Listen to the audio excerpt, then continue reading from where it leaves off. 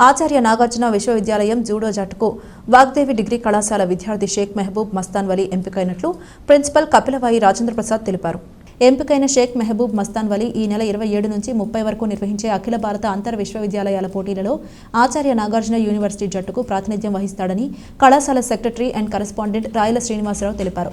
ఈ సందర్భంగా పాలకవర్గ సభ్యులు, అధ్యాపకులు మరియు సిబ్బంది విద్యార్థిని అభినందించారు.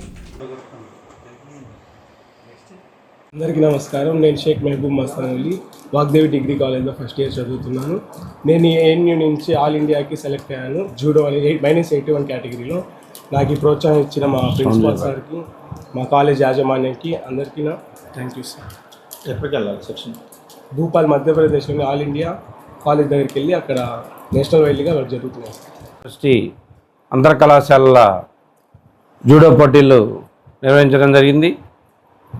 ఈ జూడో పోటీల్లో మరి మా నర్సాపేట వాగ్దేవి డిగ్రీ కళాశాల నుంచి షేక్ మస్తాన్ వలీ మరి పార్టిసిపేట్ చేశాడు.